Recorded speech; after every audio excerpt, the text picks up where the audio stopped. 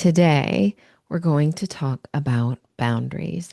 And everything that we touch on today definitely helps you in your business and also at home. So, most of us were never really taught how to set boundaries. Instead, we were taught to please, to perform, to take care of it all. And maybe even some of us were taught how to be passive aggressive or manipulate to get what we wanted or needed.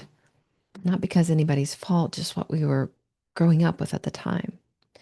But what you should know, no matter which one of those you think applies or doesn't apply to you, most leadership problems are actually boundary problems.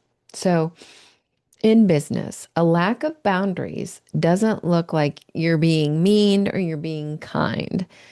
What it can show up as are unclear roles. Maybe you think they're clear, but your employees or your teammates don't. Learned helplessness. Ness. What I mean by learned helplessness is that if you're always jumping in to save the day, or if somebody doesn't get it perfect and you feel like you need to fix it, people will just learn to be like, all right, take it. I can't do it. I'm helpless. You teach them that unintentionally by trying to do too much, or as I've heard it said, called, and I love this word because it helps you think, right? This isn't a bad thing. It's just good things taking too far. So you're over functioning. And when you over function, it allows others to under function if you're always taking up the slack. And when you do that, you don't give them the opportunity to learn. Even if it means failure, that's how they're going to grow. So today, we are going to learn how you can naturally and over time more easily not only honor your energy, but really think about what am I going to do and what I not going to do? What am I going to allow and what am I not going to allow so that both you and your business can grow, right? And all the people that support your business. Let's get started. So, I want you to hear this. Most leaders aren't stepping in all the time to save the day because they're weak. They step in because they care. And if something doesn't go right, there's real consequences. So the problem isn't caring, and the problem isn't even stepping in. The problem is stepping in without changing the system that required it in the first place, right? Over functioning will feel helpful in the moment, right? You're like, okay, this feels good. I saved the day. We're all safe. We've not lost money. We've not had to do this or that we don't want to do. So it can feel good in the moment, but over time, it creates dependence. And that dependency, as you'll see, starts to happen on both sides.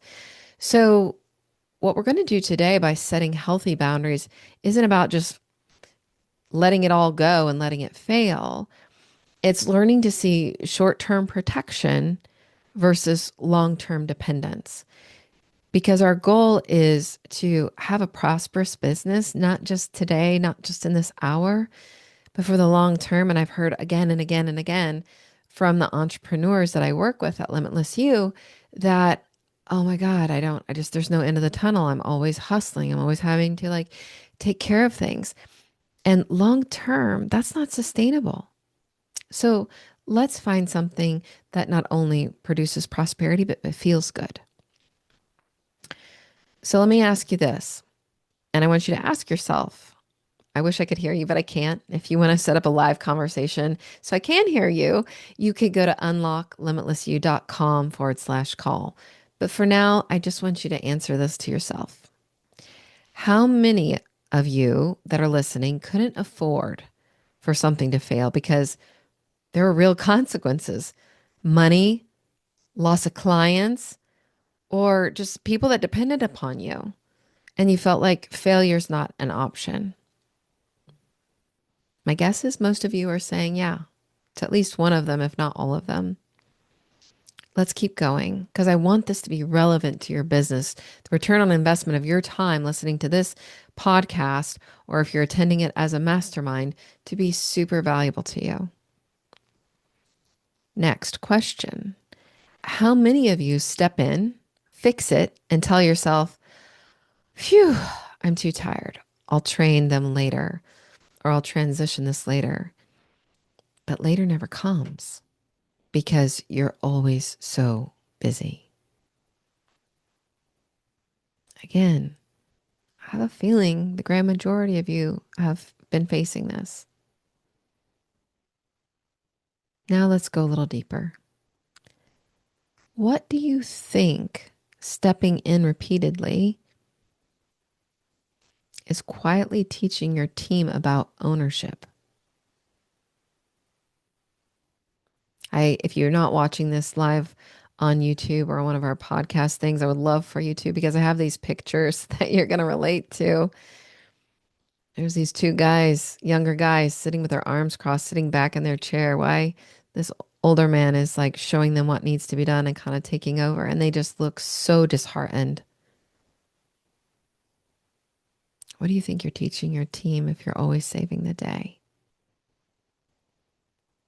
My guess is they're starting to feel like you're going to do it anyway. It's never going to be good enough. Or you think that they're not capable.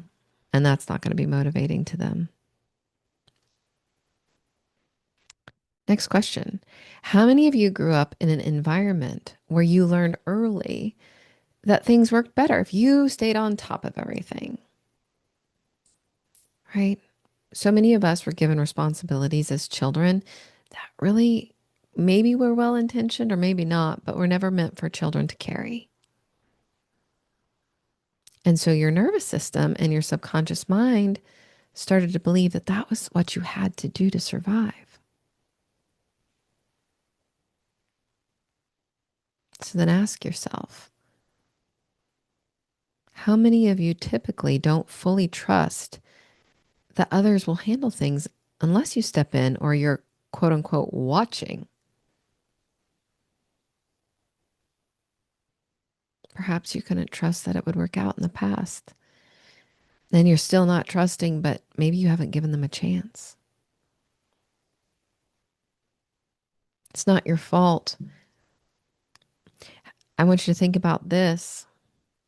How many of you were the responsible one early in life? You were the fixer, the peacekeeper, or the one people counted on. Maybe you prevented your siblings from fighting. Maybe you tried to keep your mom and dad from fighting. Maybe you just had a lot that you were responsible for and you didn't have anybody that you could ask for help when you didn't know what to do. So you just had to figure it out on your own. It's many of us. It's me. This isn't something that I want you to feel judged by. This is in Limitless You. What we talk about is there's 3 steps to freedom, and it's an infinity loop, right? This is a way of being, realizing not with your conscious mind alone, but with your subconscious mind, right? And that's why I'm asking you these questions to try and dig deep into like, where was the programming? And then we're going to read code. We're going to choose what we want to believe, what we want to upgrade our operating system with, right? So instead of a stuck operating system operating off of programs in the past, we shift to a healthy operating system, one chosen by our dreams and our desires of what we want today. And then last but not least, the third step is to rewrite, to see the old meanings that we gave the past. And literally, we will rewrite the meaning of the past. We will rewrite what we think is possible today, and we'll rewrite what we think we can attract tomorrow and every day going forward. So, how many of you are seeing that same pattern of being the fixer, the peacekeeper, the one that has to do it all, or at least save the day, show up a lot today in your business?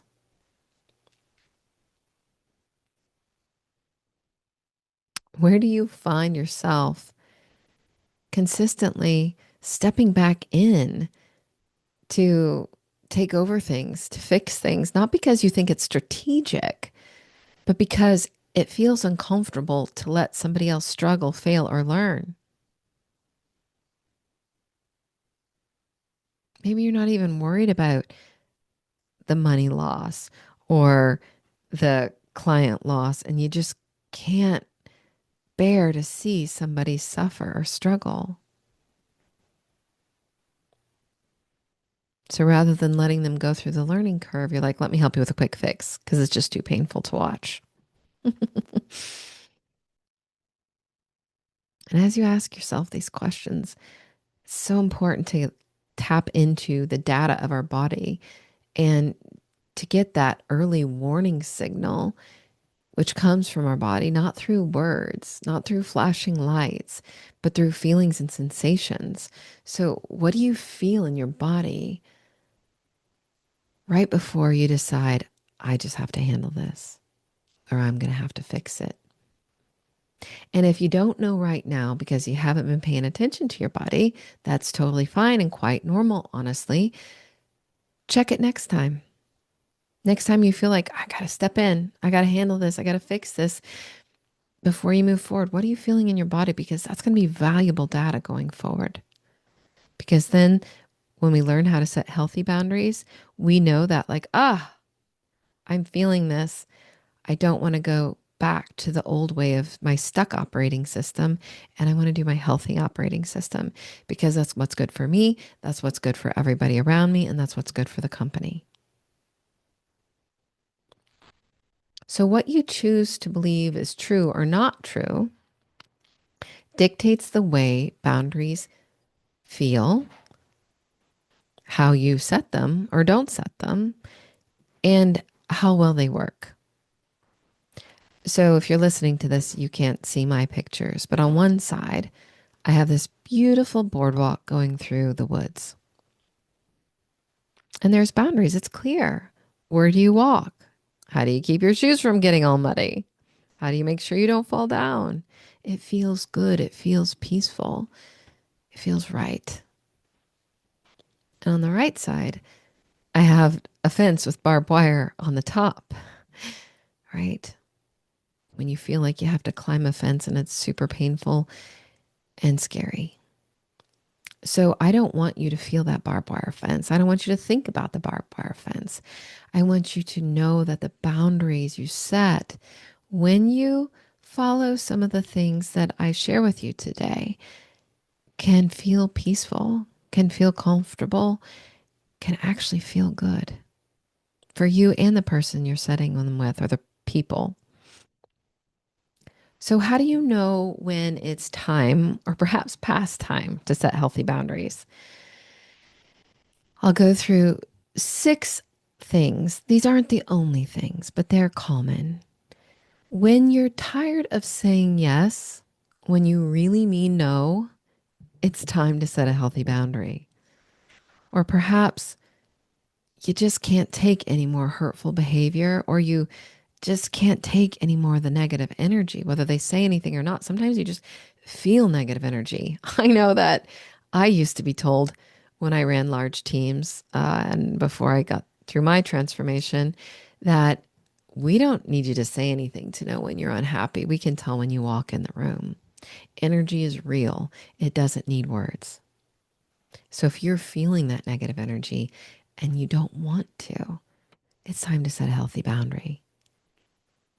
The third one, you might feel like the relationship you're in, either at work or at home, is a one-way street.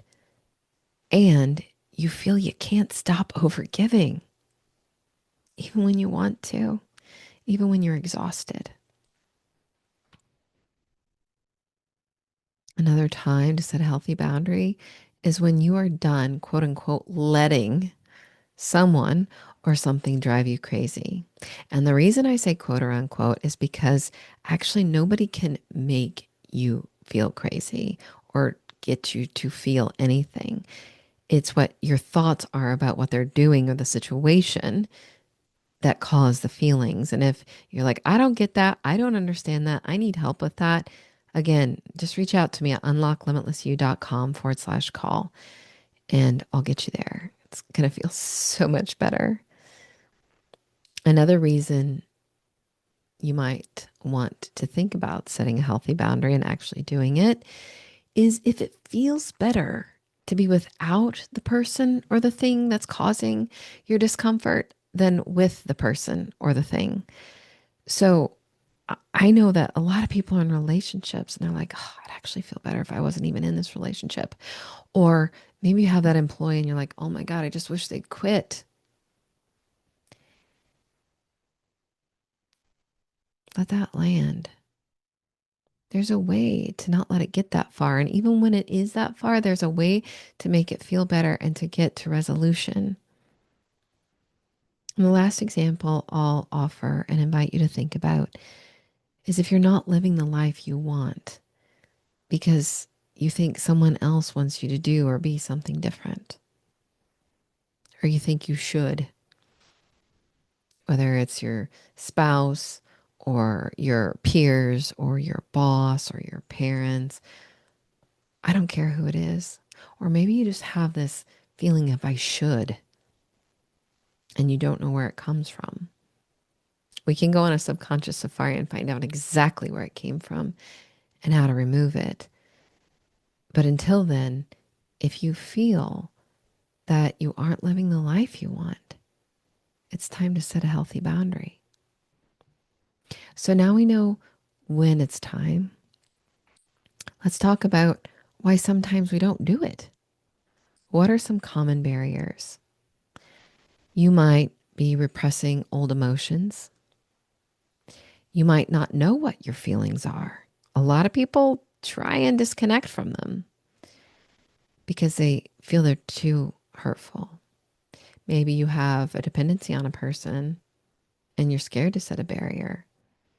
Or you've had boundaries violated as children and it doesn't feel good and it's very scary. Or maybe you're a people pleaser and you feel like I can't set the boundary because you got to please the other people.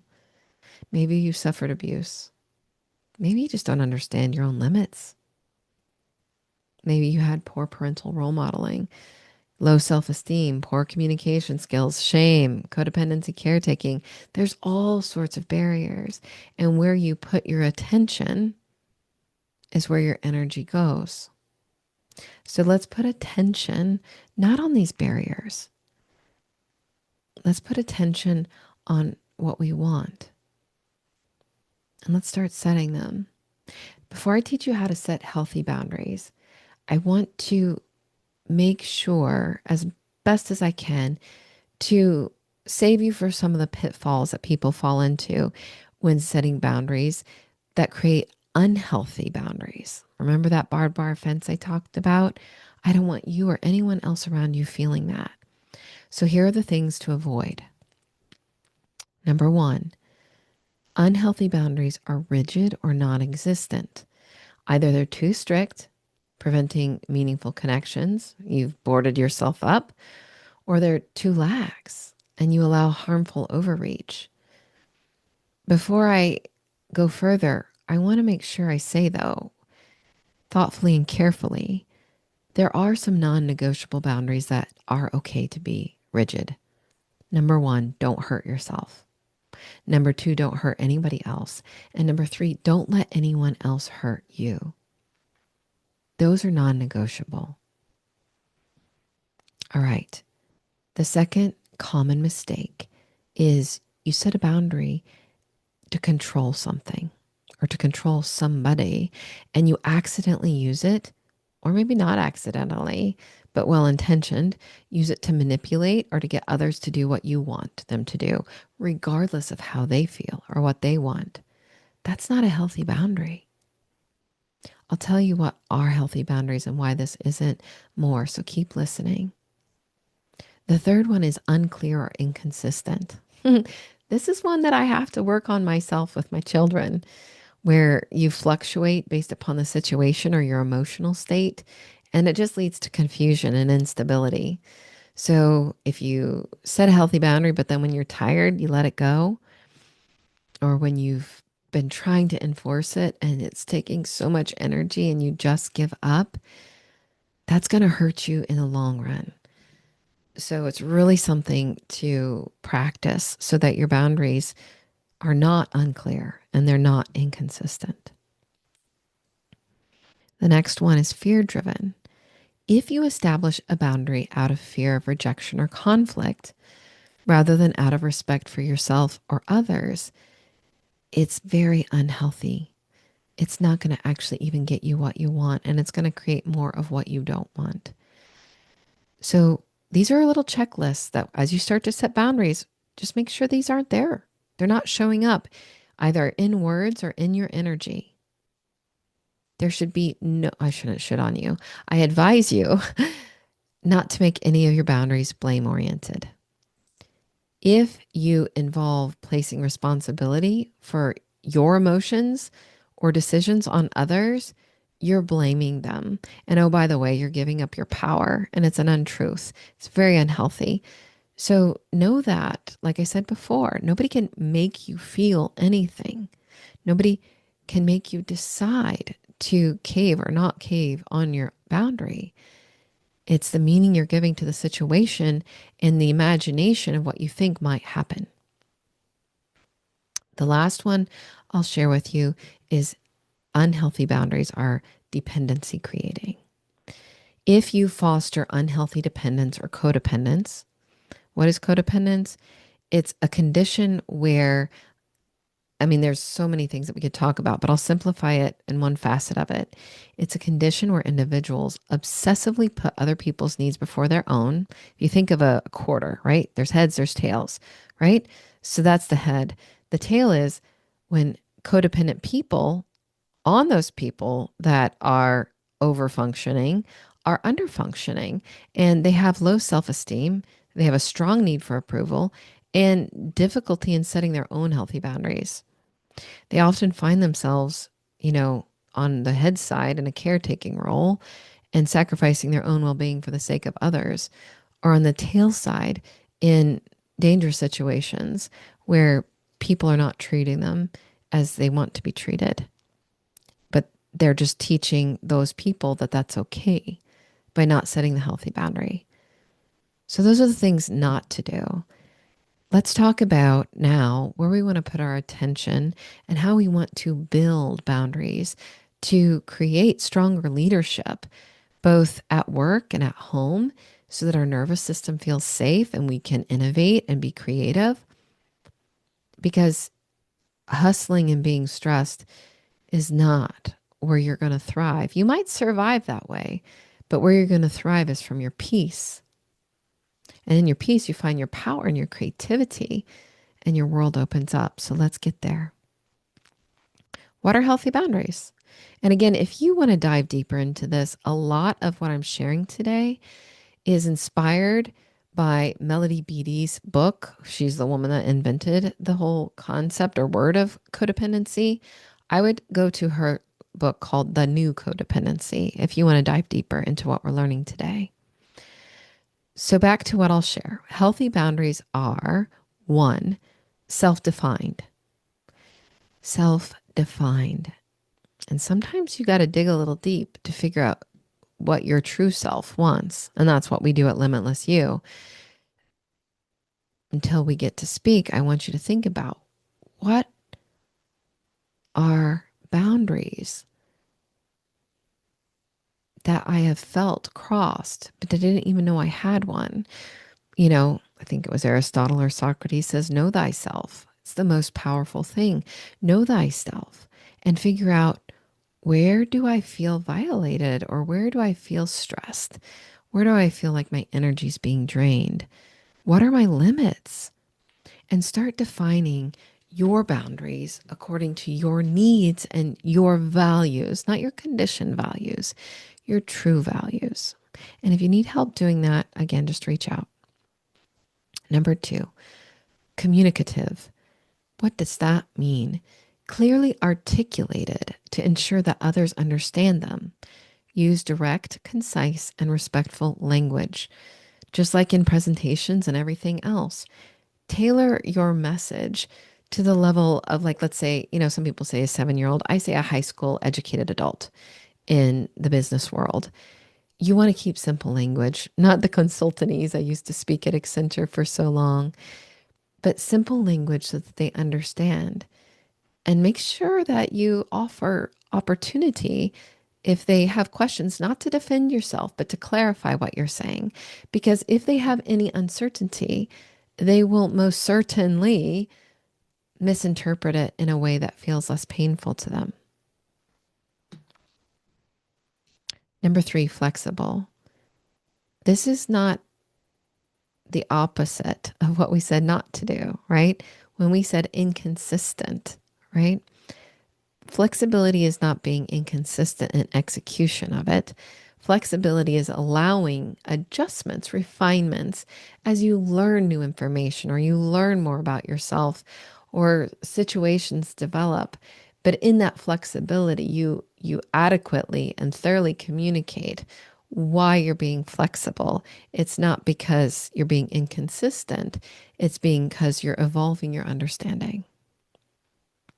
Number four, supportive of growth. I want you to encourage personal development, not just for the other person, mostly for yourself, and mutual respect.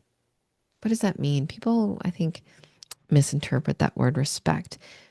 Just valuing the other person as a human being that has feelings and emotions and opinions that might be different from yours. And that's okay. You don't have to agree to connect.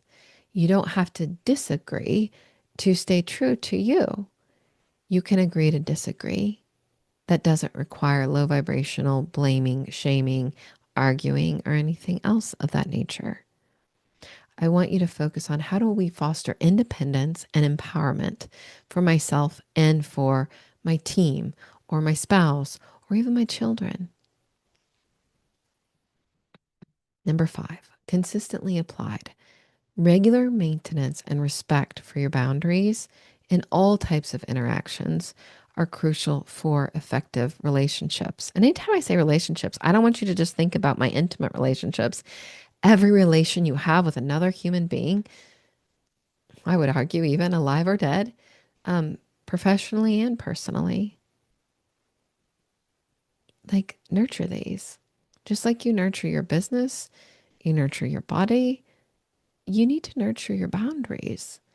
And if something's feeling hard in the moment and you need some type of time or space, just ask for it. The last one is protective. Now, I want to just spend a minute because I don't want you to build walls. I don't want you to build those barbed wire fences. Protective if it is taken to physical or emotional mental health safety. If you are in an abusive situation, and mental abuse can be even more traumatic than physical abuse sometimes, so I don't want you to think that it's just words. If there is a need for you to safeguard your physical, emotional, and mental health, preventing manipulation and overreach and possibly safety, you do that. And I'm not just saying this, right? I had to get a protective order from my ex-husband because there was a threat. So this is really important. If you need help and you don't feel safe, reach out to friends, family, or if you need legal support or, the police. So I want you to be safe. If you feel unsafe, don't try this on your own because you don't have to be alone. And even if you're not unsafe, you don't have to do this alone. I'm here to help. Just let me know how I can. So here are some tips. Let's get pen ready for paper. These are the checklist items also I want you to just think about, just so you don't fall into the unhealthy boundary behavior. First question to ask yourself, can you enforce the boundary you are setting? Are you going to do it? Remember, if you haven't listened to the four agreements, I highly recommend it. Be impeccable with your word. If you can't enforce it, how do you reword it? And guess what? You cannot control anybody else's behavior. So when you're setting a boundary, even with your children, it's about controlling your behavior instead of controlling somebody else's. That's the only thing you can truly enforce. Number two, make sure you're willing to do what it takes to enforce it. No threats. Not if you're not going to follow through on it. Like, oh, I'm not going to get you a birthday present. I would never be able to say that to my child because I always will. So make sure you're willing to do what it takes. And if not, how do you reword it? Number three, when setting a boundary, think about how you will enforce it. Don't do it on the fly. You may need to draw on the creativity or support of friends or family, but just remember you're not alone. At a minimum, the Limitless You Tribe has your back. Come and connect with us, or the How to Be Happier for Entrepreneurs podcast has your back. Tell us what you need. Joy at unlocklimitlessyou.com. Just send us your requests. If you need help with boundaries, let us know. Number four, this is really important. This is why I said don't wing it. Be prepared for your boundaries to be tested, either directly or indirectly, obviously, or not so obviously. They're going to be tested. So, how do you make sure you don't fall into the guilt trap or I don't have any more energy for this trap, right? Don't let those get in your way. Why? Because you're going back to ground zero. So if you think you spend a lot of energy to get to where you're at and you just don't have any more, guess what? You get to do it all over again. And the next time it's going to be harder because they're not going to believe you. This is a hard one. Number five, I've had to do this myself. Be prepared to let people go or let them fall off your radar. If you put out an invitation of a boundary that says, this is what I need, and they're not willing to hear it or collaborate with you to get to a mutually agreeable boundary, they're just not for you. There's billions of people out there, and not every single one of us is for every other single one of us. So it doesn't even have to be a right or a wrong. No judgment is required. There's just not energetic alignment, and that's okay. Be grateful for what you've had to date, and with gratitude, close the chapter so that you both can open up the next one that feels more aligned. I mentioned this before. If you're caught off guard, or if you're just like emotionally, you know what you want to do, but those patterns are slipping back in, and you know you can't do what you really want to do, ask for time. Say, can I get back to you tomorrow at 3 o'clock? Give people a time frame. Can I get back to you this evening? Can I get back to you this weekend? Don't leave it open-ended, but do ask for what you need so that you have time to ground yourself and really understand what it is they're asking you for, and does it align with the boundary you've set. Rehearse what you're going to say. Write it down or role play it. Whether it's an easy boundary or a difficulty boundary. We do this all the time in the Limitless You tribe. Somebody brings something up. They want to set a boundary and consciously they know, but it's something in their body is keeping them from doing it. We craft it. We rehearse it. And then they're able to communicate more at ease. So do that. Why not? Number 8, don't justify or over explain. I'm guilty of doing this in my past and occasionally now in my present. You really want them to understand, but unless asked, right? If you're over justifying or you're explaining, you're making them question how confident you are in it. And even more important, you're making your subconscious mind doubt yourself. So over explaining or excuses of to why it's important or apologetic for setting it weakens your power, both internally and externally. Number 9, we are not perfect. We'll never be perfect. It doesn't exist, but we are here to learn and grow. And if you let a boundary collapse, it's just a growth opportunity. Journal on how it felt when you feel better. Talk to somebody and then get the insights. Why did I let that one collapse? What was it? What can I be prepared for next time? Or how might I strengthen it? How might I create more clarity? Leverage that lesson to increase your courage and your stability down the road. Number 10, above all, stay calm, relax, don't resist. Physiology will overpower any mindset or, you know, intelligence there is when your system feels unsafe. It's probably not going to do what you ask it to do. So give your body what it needs to feel calm and relaxed. Because if you resist it, whatever you resist will persist. So if it's not something you want, if it's a pattern you want to break, don't resist it. Just figure out how to set a healthy boundary so that you can rise above it calmly, peacefully. All right. How to set and communicate boundaries. I hope all those things have been super helpful to you. If you remember two things from all of this, because I've given you a lot, here they are. Use I statements. Keep the focus on your needs and what you can control. Remember, you cannot control or change anybody else. The boundary is about what you will or will not allow or will not do. Number 2, be as clear as possible. Maybe it's a work thing. I'm not available for calls after 8. I don't check my email after 5. Whatever it is for you, it's about you. And that's not selfish and that's not narcissistic. This is what you need for self-health. And in order to give your best to your people at home or at work, you got to be your best. So in order to be your best, in order to give your best, you have to take care of your self-health and what you need.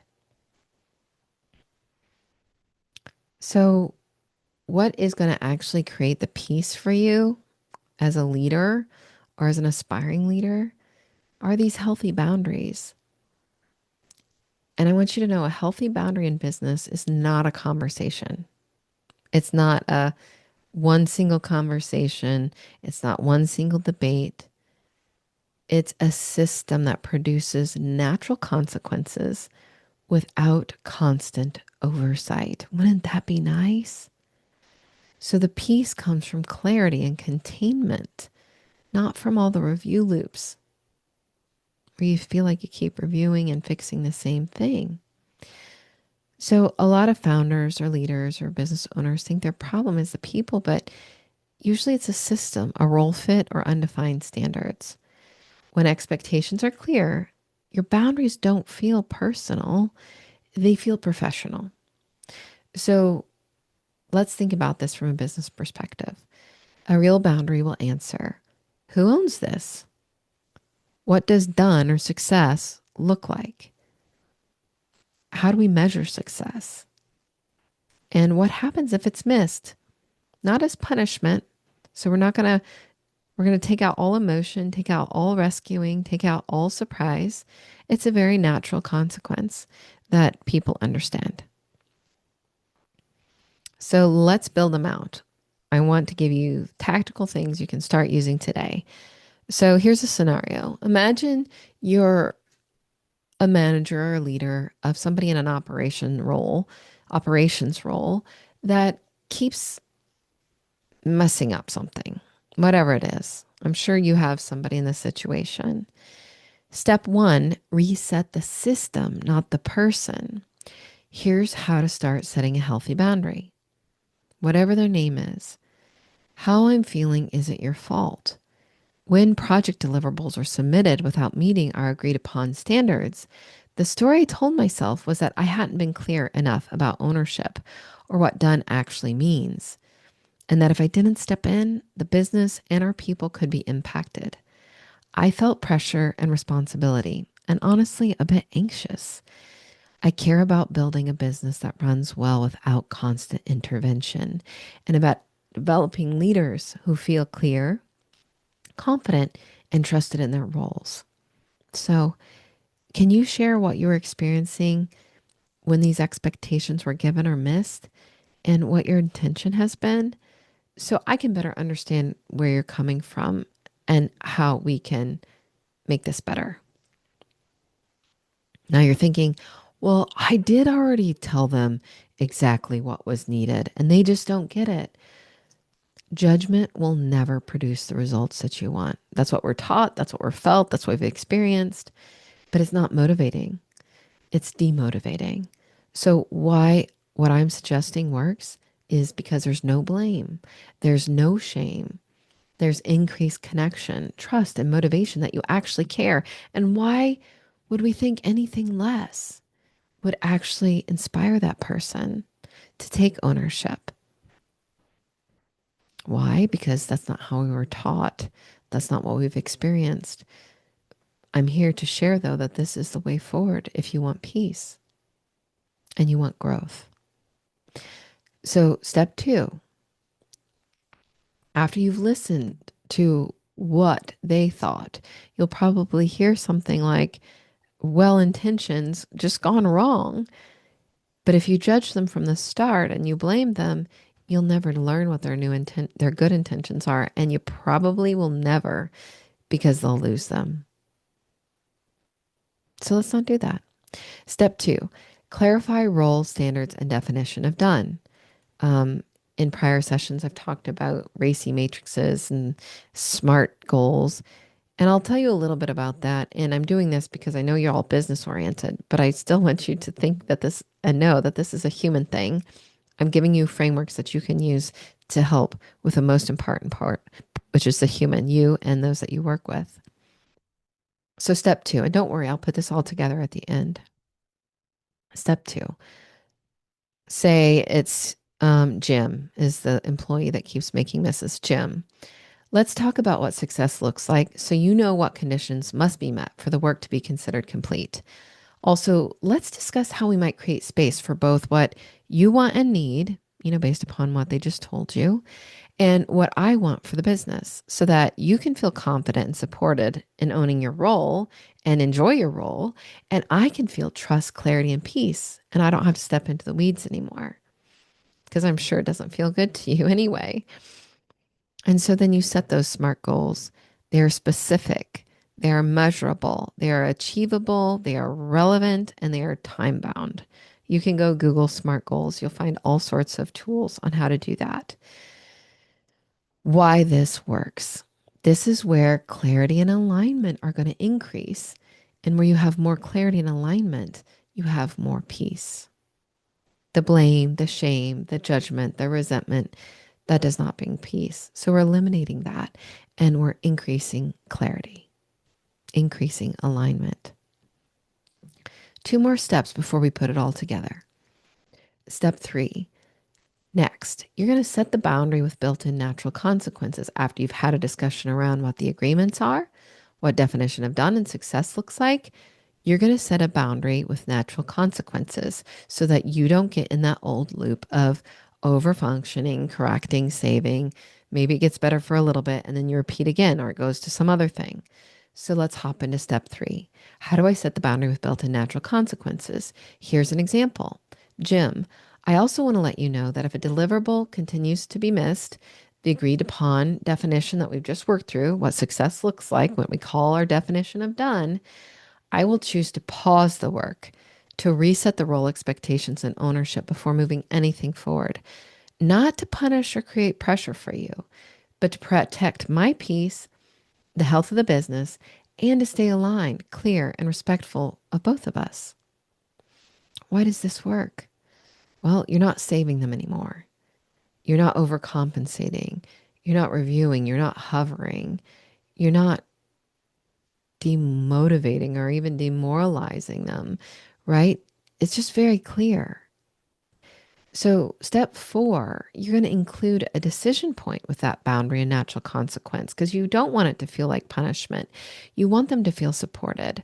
So, it's a decision point. Is this an opportunity for growth or is this not a fit? Do we, you know, persevere and keep going or do we pivot? So, if it continues, Jim, we'll sit down to determine whether one, expectations need further clarity. We've done our best today. I hope it's very clear. If you have any questions, please let me know. But perhaps we'll learn something that needs further clarification. Or two, you don't have the skills or the resources that you need. Perhaps there's some training you need. Perhaps in our supply chain, there's somebody upstream or downstream that isn't providing you with what you need when you need it. Or maybe this role just isn't the right fit. And that's okay. I don't want you to feel trapped in it. We can see if there's a better fit somewhere else. Why does this work? Well, this conversation that I just had with Jim is about alignment, not punishment. This makes both people, you as the leader and Jim as the employee, feel safe, feel supported, feel protected. You both have a voice. You both feel like you're contributing. You both are capable and respected and treated as two adults that can have a healthy conversation. So let's put it all together and recap why the boundary is healthy, why it's effective, so that you can take this template and apply it to your situations at your company or in your home even. And remember, I start always with telling them that how I'm feeling isn't their fault because it really isn't. Once you learn this, life gets so much easier and lighter. So if you're having difficulty figuring out what does she mean? How can people not make me feel angry or sad or mad or whatever? Come talk to me. It's going to be the best investment of your time that you ever make. It's so freeing. So let's put this all together. Jim, how I'm feeling isn't your fault. When project deliverables are submitted without meeting our agreed upon standards, the story I told myself and have been telling myself was that maybe I wasn't clear enough about ownership or what done actually means, and that if I didn't step in, the business and our people could be impacted. I feel and felt pressure and responsibility, and honestly, a bit anxious. I really care about building a business that runs well without constant intervention. And I care about developing leaders, about developing you who feel clear, confident, and trusted in your role. So, can you share how you were experiencing these expectations we agreed upon and what your intention has been so I can better understand where you're coming from? And then here, really listen to what they say and tailor what comes next. Perhaps you repeat or ask clarification questions to what they say. And then you continue. Let's talk about what success looks like so you know what conditions must be met for the work to be considered complete. Also, let's discuss how we might create space for both what you want and I want for the business so you can feel confident and supported in owning your role, and I can feel trust, clarity, and peace stepping out of the weeds. Also, Jim, I want to let you know if deliverables continue to be missed and the agreed upon definition of done is not met, I'm going to choose to pause the work. I'm going to choose to reset the role expectations and ownership before moving anything forward. Not to punish or create pressure, but to protect my peace, the health of the business, and to stay aligned, clear, and respectful to both of us. I want you to feel successful. So if this continues, and maybe you put a parameter in here, if we lose X amount of money, or if, this happens 2, 3 more times, whatever it is, you set the parameter. If this continues, we'll sit down to determine whether expectations need further clarity, skills or resources are missing, or this role just isn't the right fit. How does that feel to you? I bet these conversations that you've been having or avoiding would be a lot more comfortable and productive with this template. But don't just believe me, try it. This is why I think this boundary is healthy and effective. It keeps all responsibility internal. There is no blame. It invites collaboration before consequence. It sets a system response, not a personal one. It creates natural consequences. and protects that leader, you, from chronic overfunctioning and stepping in so that you can actually do the leading and you can be the visionary. And maybe you actually get to take vacation without checking your phone. Wouldn't that be nice? It also protects the team member from invisible rescuing and it preserves your relationship and the results you desire. When your systems are clear, these boundaries, they don't feel emotional or personal. They feel operational and professional. As we close, I want to leave you with this: the blessings of boundaries. Where would more clarity in roles, more definition of done or definition of success, which you think you can't slow down for, but actually it's slowing you down by not, it's actually going to speed you up so that immediately it will reduce your need to step in and you can confidently say, I don't have to manage effort or people. I create clarity and I lead and drive outcomes. That's a leadership upgrade. Let me know how this works. Try it out. Don't believe me. Go explore and experiment and have an amazing day. Be proud of yourself for joining today and investing in you so that your business can get stronger and more prosperous.